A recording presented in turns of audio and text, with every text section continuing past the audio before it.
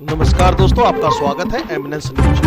फिलिस्तीन में मरने वालों की संख्या 33,000 से अधिक हो गई है, जबकि 75,600 अन्य घायल हुए हैं। फिलिस्तीन के गाजा में इजराइल हमले कम करने के बजाय अब अन्य दूसरे देशों में भी हमले करने शुरू कर दिए हैं। इजराइल ने सीरिया की राजधानी दमिश्क में ईरानी दूतावास परिसर में स्थित वाणिज्य दूतावास की इमारत पर मिसाइलों से हमला किया। हमले में इमारत जमींदोज हो गई और कई लोग हताहत हुए। सीरियाई रक्षा मंत्रालय ने एक बयान में कहा कि हमला सोमवार 1 अप्रैल 2024 शाम करीब 5:15 बजे हुआ था। इजराइल ने कब्जे वाले सीरियाई गोलान हाइट्स की दिशा में हमला किया।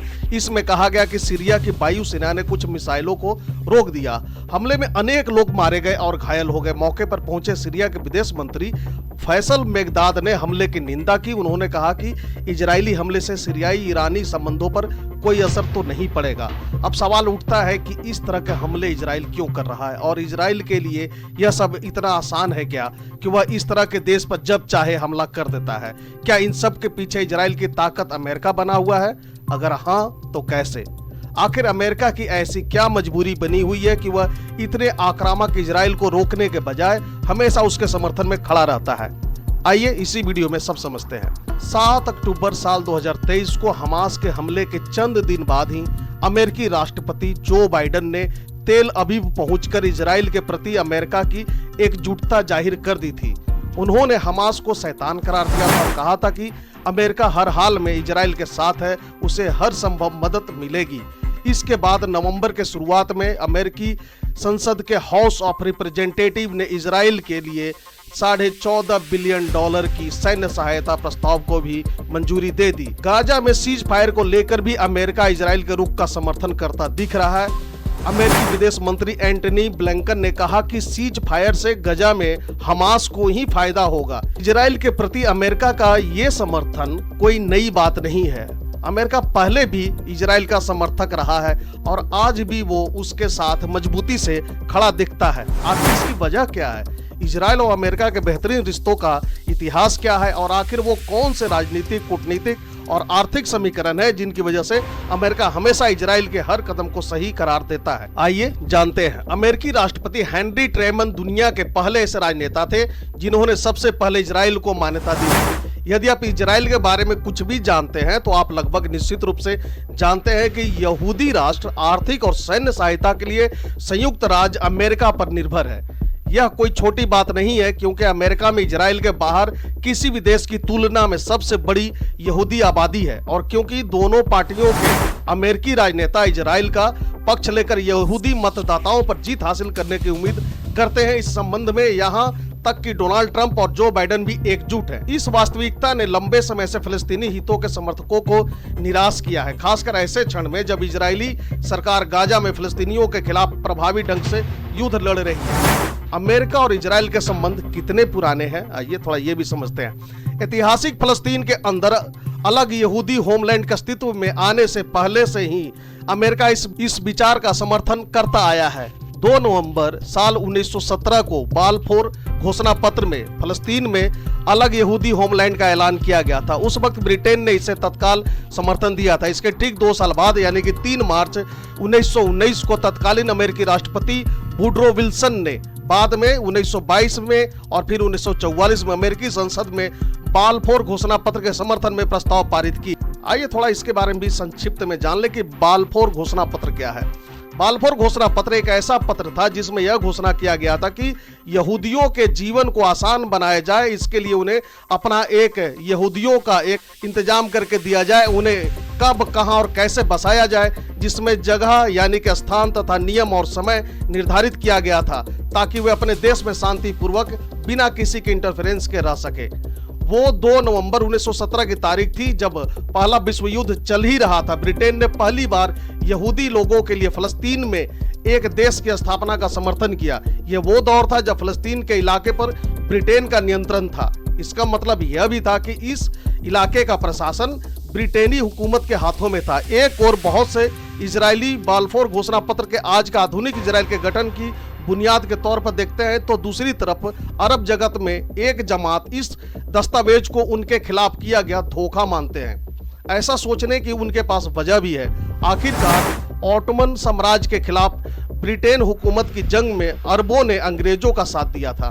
बाल्फोर घोषणा पत्र के बाद 1 लाख यहूदी उस इलाके में पहुंच गए।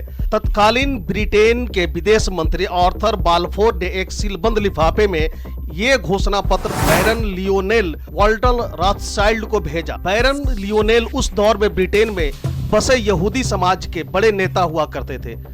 बाल्फोर डिक्लेरेशन का नाम आर्थर जेम्स बाल्फोर के नाम से लिया गया था। वे तत्कालीन प्रधानमंत्री डेविड लॉयड जॉर्ज की कैबिनेट में विदेश मंत्री थे। बाल्फोर इस बात के हिमायती थे कि ब्रिटेनी हुकूमत को यहूदियों को खुलकर समर्थन करना चाहिए। एक राजनीतिक विचार के रूप में जायोनिज्म का उद्भव 19वीं सदी के आखिर में यूरोप में हुआ था। इस विचार के समर्थक फलस्तीन के इलाके में यहूदियों के लिए एक देश का गठन चाहते थे। फलस्तीन के बारे में यहूदियों का मानना था कि ये प्राचीन इजराइल की भूमि है। आर्थर जेम्स बाल्फोर को इस बात का श्रेय दिया जाता है कि उन्होंने वॉर कैबिनेट को इस घोषणा पत्र के लिए मना लिया था। इस काम के लिए बाल्फोर ने चैम वीजमान और लियोनेल वाल्टर रोथस्चाइल्ड जैसे ब्रिटेन के प्रभावशाली यहूदी नेताओं का समर्थन भी हासिल कर चुके थे। लियोनेल वाल्टर रोथस्चाइल्ड को ये चिट्ठी लंदन में अपने घर पर मिली। बाल्फोर ने ये ऐतिहासिक चिट्ठी वाल्टर के घर के पते पर ही भेजी थी। वाल्टर उस समय ब्रिटेन के एक ताकतवर बैंकिंग कारोबारी परिवार के प्रमुख थे और ब्रिटेन में रहने वाले यहूदी समुदाय के बड़े नेता भी थे। धनाढ्य रोथस्चाइल्ड इंटरनेशनल बैंकिंग फैमिली फलस्तीन में यहूदी राष्ट्र के गठन के सबसे बड़े स्पॉन्सर भी थे। इसी परिवार के एक सदस्य एडमन रोथस्चाइल्ड ने फलस्तीन में बड़े पैमाने पर जमीन खरीदी और 19वीं सदी के आखिर में वहां यहूदी बस्तियों को बसाने के लिए बड़ी रकम का निवेश किया। उस वक्त रोथस्चाइल्ड परिवार दुनिया के सबसे दौलतमंद कारोबारी घरानों में से एक था। जायोनिज्म के मुद्दे को लेकर इस परिवार ने जितना दान किया उसकी रकम इतनी बड़ी थी कि एडमंड रोथस्चाइल्ड को द बेनिफैक्टर यानी कि दानी या परोपकारी कहा जाने लगा था। आइए अब देखते हैं कि उस घोषणा पत्र में क्या लिखा था।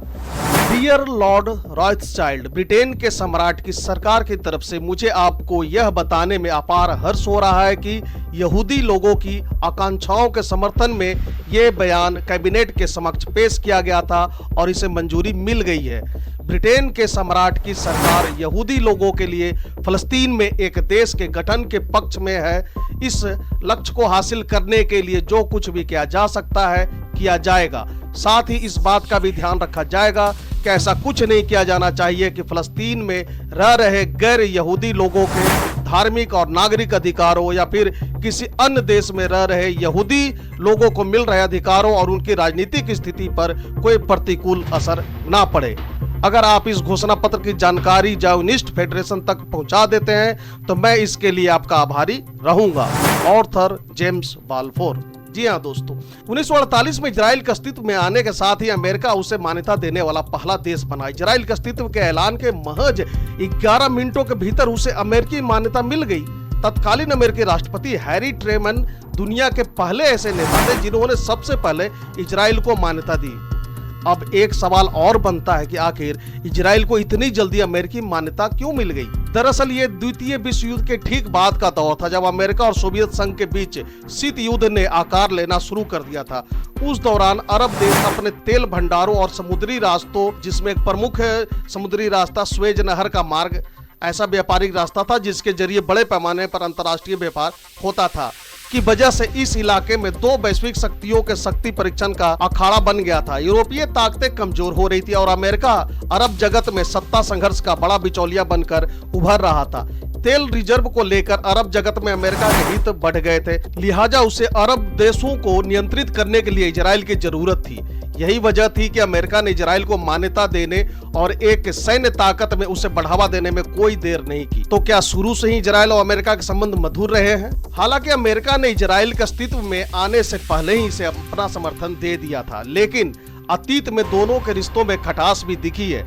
स्वेज नहर को लेकर जब इजराइल ने फ्रांस और ब्रिटेन के साथ मिलकर लड़ाई छेड़ दी थी तो अमेरिका का आइजनहावर प्रशासन उससे बेहद नाराज हो गया था। मैं आपको यह भी बताता चलूं कि सन 1956 में पहले इजराइल तथा बाद में ब्रिटेन और फ्रांस द्वारा मिस्र पर किया गया आक्रमण स्वेज संकट कहलाता है। यह आक्रमण स्वेज नहर पर पश्चिमी देशों का नियंत्रण पुनः स्थापित करने तथा मिस्र के राष्ट्रपति नासिर को सत्ता से हटाने के उद्देश्य से किया गया था। अमेरिकी राष्ट्रपति ने इजराइल को धमकी दी कि अगर उसने लड़ाई के दौरान कब्जा किए गए इलाकों को खाली नहीं किया तो उसकी मदद रोक दी जाएगी। दूसरी तरफ सोवियत यूनियन ने भी धमकी दी कि इजराइल पीछे नहीं हटा तो उस पर मिसाइलों से हमला किया जाएगा। दबाव में आकर इजराइल को इन इलाकों से पीछे हटना पड़ा।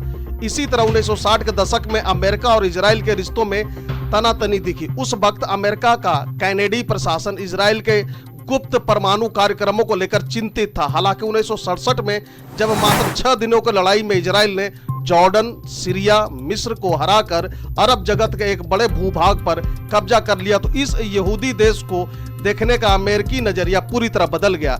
इसे तीसरा अरब इजराइल युद्ध भी कहा जाता है। दरअसल उस वक्त अमेरिका वियतनाम युद्ध में उलझा हुआ था और इजराइल ने बगैर उसकी किसी बड़ी मदद के अरब देशों को हरा दिया था।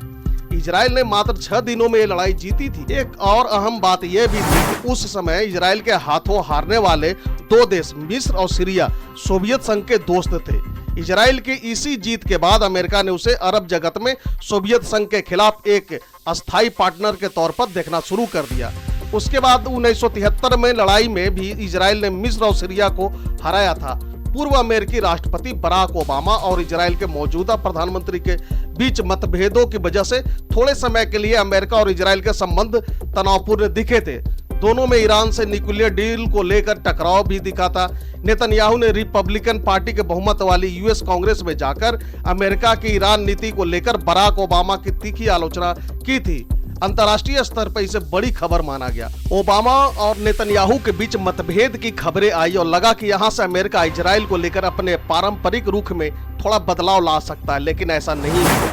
ओबामा ने अपने 8 साल के शासनकाल में संयुक्त राष्ट्र सुरक्षा परिषद में इजराइल के खिलाफ लाए गए एक को छोड़कर सारे प्रस्तावों को विटो कर दिया था। अपने कार्यकाल के आखिरी दिनों में इजराइल के लिए 38 अरब डॉलर के पैकेज को भी मंजूरी दे दी थी। जो बाइडेन ने भी हाल ही में इजराइल में न्यायिक प्रणाली में बदलाव की नेतन्याहू की कोशिश के पहले आलोचना की थी, लेकिन 7 अक्टूबर को हमास के हमले के बाद वो भी पूरी तरह इजराइल के समर्थन में खड़े दिखे। इस समय अमेरिका इजराइल के असाधारण सहयोगी के तौर पर काम कर रहा है। अमेरिका इजराइल को बिना शर्त वित्तीय, सैन्य और राजनीतिक मदद देता है। इजराइल एक अघोषित परमाणु ताकत है, लेकिन अमेरिकी संरक्षण की वजह से उसे कभी किसी जांच का सामना नहीं करना पड़ा है। अमेरिका सबसे ज्यादा आर्थिक सहयोग इजराइल को ही देता है। दूसरे विश्व युद्ध के बाद से अब तक उसे 158 अरब डॉलर की अमेरिकी मदद मिल चुकी है। हर साल उसे करीब 3.8 अरब डॉलर की अमेरिकी मदद मिलती है, जो इजराइल के कुल रक्षा बजट का लगभग 16% है। इजराइल अमेरिका का सबसे बड़ा कारोबारी साझेदार भी है। दोनों के बीच हर साल लगभग 50 अरब डॉलर का कारोबार होता है।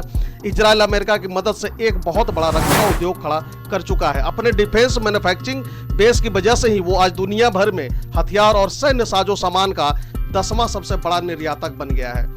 साल 1972 के बाद से अब तक संयुक्त राष्ट्र सुरक्षा परिषद में अमेरिका इजराइल के खिलाफ लाए गए 50 प्रस्तावों को गिरा चुका है। अब सवाल बनता है कि अमेरिका इजराइल का हमेशा समर्थन क्यों करता है।